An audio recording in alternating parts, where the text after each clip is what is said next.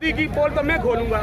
वो जो व्यक्ति वो बोलते हैं मोदी जी, उसका ठीक उल्टा मानिए, उसका ठीक उल्टा मानिए। वो व्यक्ति कहेगा रोजगार दूंगा तो रोजगार नहीं मिलेगा। आप एक बात बताइए, अग्नि को साक्षी मान के, 7 फेरे दे के, 7 वचन दे के, और जब वो यशोदा बहन के नहीं है, इस देश की जनता के हो जाएंगे। I understand everything. मैं किसान हूँ लेकिन बावला नहीं हूँ। मैं जो जानता हूँ मोदी की नस नस में जानता हूँ। मैं तड़ी पार की नस नस जानता हूँ। मेरे सामने सुना, मैंने देखा है गुजरात का भूकंप, मैंने देखा है गोधरा कांड 2 फरवरी 2002। मुझे सब पता है। मुझे पता है ये आदमी कैसे सीएम बना, अटल जी ने कैसे पीएम थे, इनको कहाँ से कार्यालय में झाड़ू लगाने वाले को।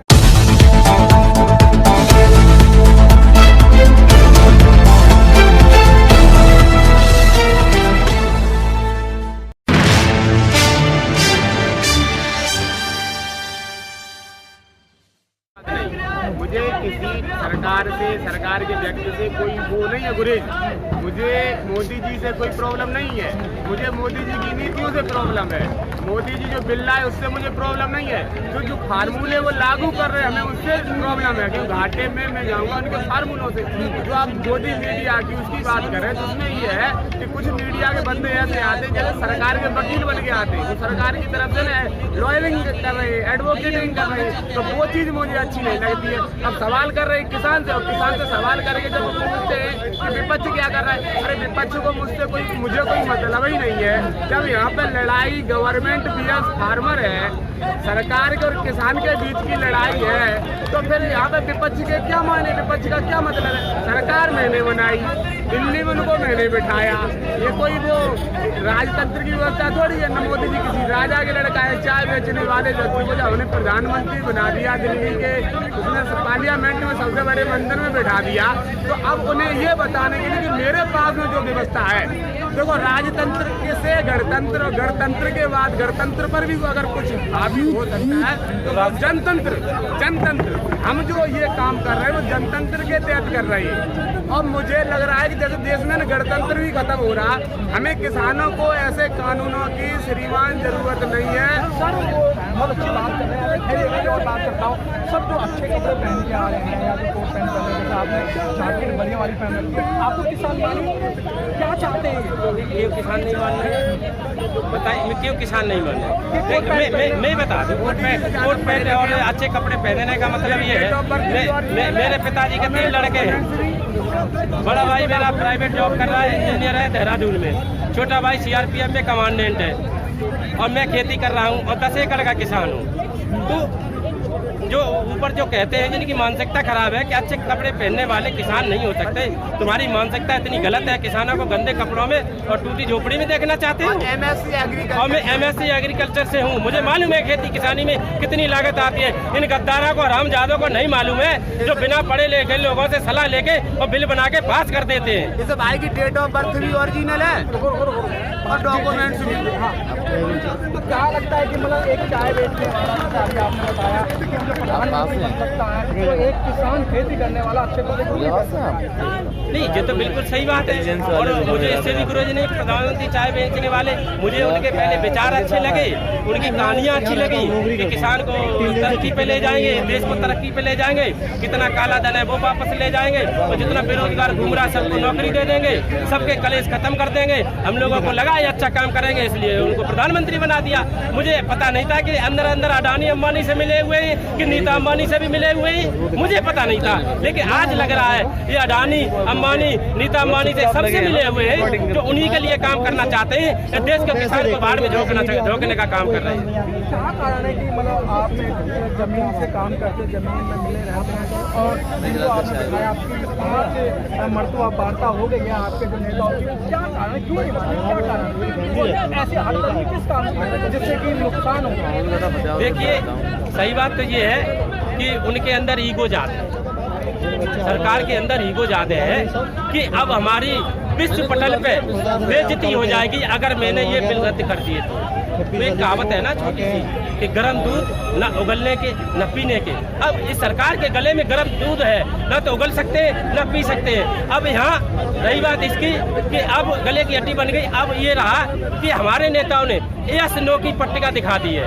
हमारे कृषि कानून को आप इसको रद्द करोगे, काले कानूनों को रद्द करोगे, MSP दोगे कि नहीं दोगे, यस और नो में जवाब दो। अब की सरकार कहती है संशोधन करो, और संशोधन से कुछ होने वाला नहीं है। लेकिन अब ये यहाँ पे आ गई है कि ये सरकार किसान विरोधी है कि हितैषी है। अगर कानून रद्द कर रही है, MSP को कानून के दायरे में ला रही है, तो ये हितैषी है। अगर नहीं ला रही तो ये किसान विरोधी है, और किसान विरोधी है तो विश्व पटल पे इनकी बदनामी होने वाली है। हिंदुस्तान के किसानों को ये नुकसान दे रहे हैं, और अच्छा रेट नहीं मिल रहा है, लूटा जा रहा है। ऐसा है, जो प्रकृति से खिलवाड़ करता है ना, उसका सत्यानाश होता है। हम लोगों ने कुदरत से खिलवाड़ की। जो हम किसान है ना, हम नेचर में और नेचुरल हैं, हम प्रकृति और प्राकृतिक की व्यवस्था है, हम ईश्वर की व्यवस्था है। हम पूरे देश का सारे जीव जंतुओं का पेट पालन भरण पोषण करते हैं। हमसे ज्यादा बेहतर इस देश में कोई नहीं है। हम ही हैं जो सबका पेट भरते हैं, और हमारे ही भाई हैं जो बॉर्डर पे या किसी भी तरीके से जिसकी सुरक्षा करते। तो जो शास्त्री जी थे वो मोदी जी नहीं हो जाएंगे। उन्हें पता था जय जवान का जो नारा दिया कि अगर आप अपने घर में चैन की नींद रात को सोते हैं, की नींद सोते हैं, वो किसान के बेटे की वजह से, और जो पेट भर के सोते हैं वो किसान की वजह से। तो ये महत्ता से जब छेड़छाड़ मोदी जी करेंगे या इस देश की जो संसदीय व्यवस्था है वो गड़बड़ करेगी, तो इस देश में है ना 1 किलो आटा अभी आपको ना 20 रुपए का मिल जाता है। पानी से सस्ता मेरा गेहूं है। पानी आज 20 रुपए का आपको 1 लीटर पीना पड़ता है, लेकिन जो हमारा गेहूं है ना आपको अभी भी 13-14 रुपए में मिल जाएगा। तो जब ये कार्पोरेट का इसमें अधिपत्य हो जाएगा, तो यही 1 किलो गेहूं जो आप अभी 20 रुपए में 18 रुपए में आटा ले लेते हैं, यही आटा गेहूं आपको 150 रुपए में और 100 रुपए में मिलेगा। तो वो जो व्यवस्था है, ये जो व्यवस्था सरकार लाना चाह रही है, इस व्यवस्था के हम खिलाफ है कि अभी हर गरीब का पेट भर जाए। जय जवान जय किसान का नारा दिया था, जो जवान है वही किसान तो आज जवान और किसान को मोदी जी ने आमने सामने खड़ा कर दिया। ये उनकी सोच गलत है। गुजरात में हिंदू मुस्लिम को गोधरा कांड में कांड करवाया था, वहाँ लड़वा दिया, और आज इन जवान और किसान को लड़वा रहे। इनकी मानसिकता हमेशा से खराब रही है, हमेशा से खराब रही है, लड़वाने की है। हिंदू मुसलमान कराते रहते, राम मंदिर वो मंदिर फलाना ठिकाना करते हैं। लेकिन एक बात मैं आपको बताना चाहता हूँ, जिस तरीके से इन्होंने दिल्ली की बैरिकेडिंग की है 5 लेयर में, इस तरीके से अगर पाकिस्तान की और चीन की ये बॉर्डर को अगर बैरिकेडिंग कर देते तो शायद मेरे देश में लाखों जवान शहीद नहीं होता। मैं बहुत बड़ा आरोप इस सरकार पे लगा रहा हूँ। मैं गया कल सिंधु बॉर्डर पे, मैंने देखा वहाँ पे कहते ट्रक भर के उसके बाल में रेती के लगा दिए, मतलब वो वाले कटीले तार लगा दिए जो सरकार द्वारा प्रतिबंधित है। मतलब जानवर भी अगर उससे कट जाए तो किसान के खिलाफ मुकदमा लिखाया जाता है, वो तार किसान के लिए आपने लगा दी।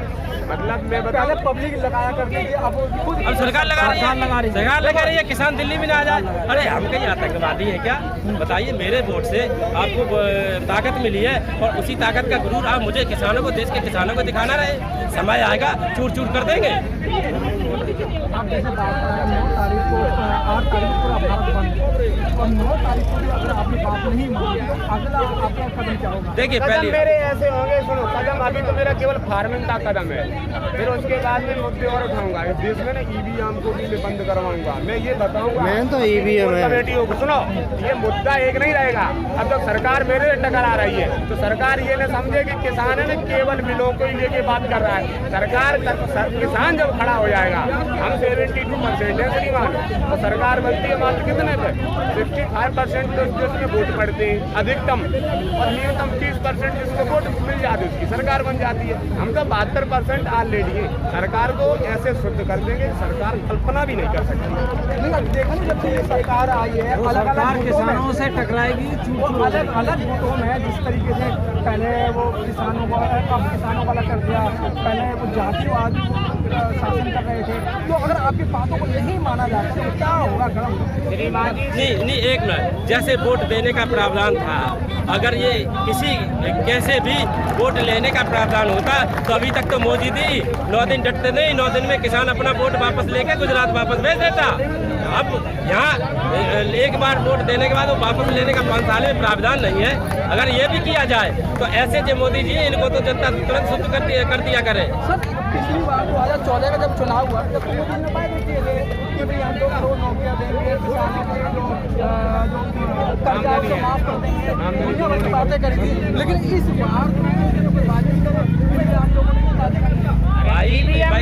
मैंने कहा कि भाई ये आपने नहीं देखा जबरदस्त घर माइक करो मेरे पास में, जब आप मेरे से लो ना, मैं सक्षम हूँ। आप कहाँ बात करते हो बताओ? मैं बौद्ध की बात करूँ कि मोदी की बात करूँ? मैं गुजरात की बात करूँ तो मैं शू बात करूँ? जो हमारे बद्दू खबर जब गुजरात नहीं और मोदी नहीं, बड़नगर नहीं, अहमदाबाद नहीं, राजधानी मुझे, मैं सब जानता हूँ। मेरे से बात करो ना, मोदी की पोल तो मैं खोलूंगा। वो जो व्यक्ति वो बोलते हैं मोदी जी, उसका ठीक उल्टा मानिए, उसका ठीक उल्टा मानिए। वो व्यक्ति कहेगा रोजगार दूंगा तो रोजगार नहीं मिलेगा। आप एक बात बताइए, अग्नि को साक्षी मान के, 7 फेरे दे के, 7 वचन दे के, और जब वो यशोदा बहन के नहीं है, इस देश की जनता के हो जाएंगे। I understand everything. मैं किसान हूँ लेकिन बावला नहीं हूँ। मैं जो जानता हूँ मोदी की नस नस में जानता हूँ, मैं तड़ी पार की नस नस जानता हूँ। मेरे सामने सुनो, मैंने देखा है गुजरात का भूकंप, मैंने देखा है गोधरा कांड 2 फरवरी 2002, मुझे सब पता है। मुझे पता है ये आदमी कैसे सीएम बना, अटल जी ने कैसे पीएम थे, उनको कहाँ से कार्यालय में झाड़ू लगाने वाले को कहाँ से कहाँ पहुँचा दिया। ये चाय फायदा, ये खाम का फंडा है, खाम का फंडा है। क्या आपको सरकार ने डर नहीं लग रहा? आप बोले सरकार क्या करेगी? सरकार क्या करेगी? मतलब मरने से ज्यादा कुछ होता है? नहीं, जो जो सरकार से सवाल करते हैं, हाँ। जो सरकार से सवाल करते हैं उन्हीं को बंद कर देते हैं। आप कह रहे हैं कि सरकार मेरा क्या करे? सरकार की तो यही व्यवस्था है, सरकार तो यही चाहती है। सरकार यहाँ डेमोक्रेसी खत्म करना चाहती है। सरकार तो यहाँ तो ना हिटलर शाही लाना चाहती है। सरकार को शुद्ध करना मुझे काम है। आपको बताऊँ, अन्ना जानवर होता है, उसको अड़ुआ करके बधिया करके नाथ डाल को हम जैसे चलाते हैं वैसे चलते हैं।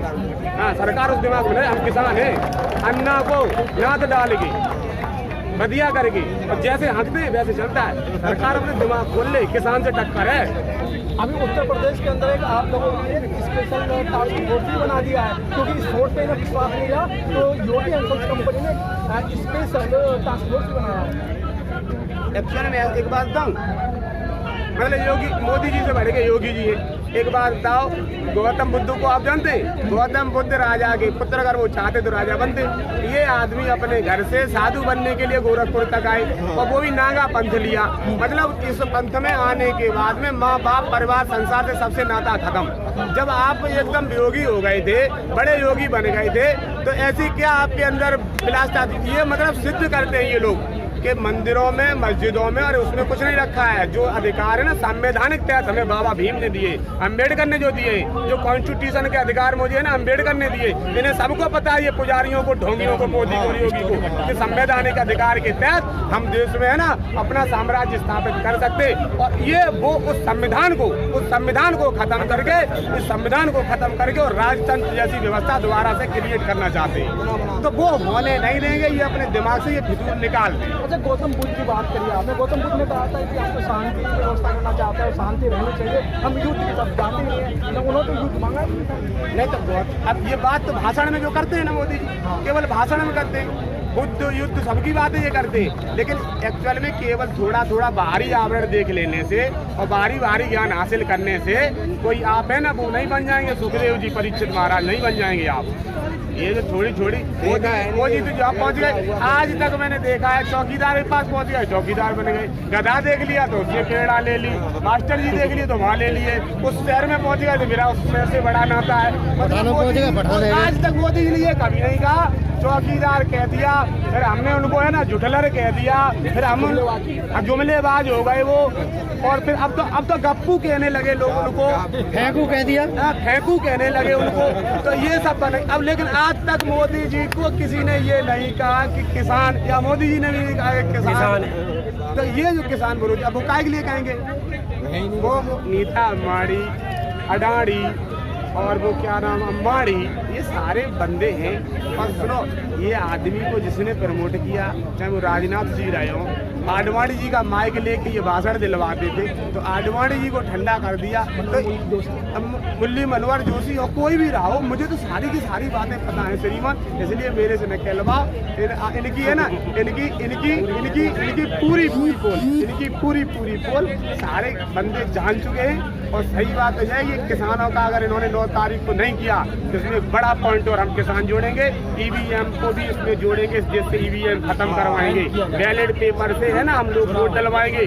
और ये अगर हम किसान ही इसको शुद्ध कर लेंगे तो कर लेंगे, अन्यथा ये है ना किसी में ताकत नहीं। और हम शुद्ध करके दिखाएंगे प्रैक्टिकली। ईवीएम का भी विरोध जनता ही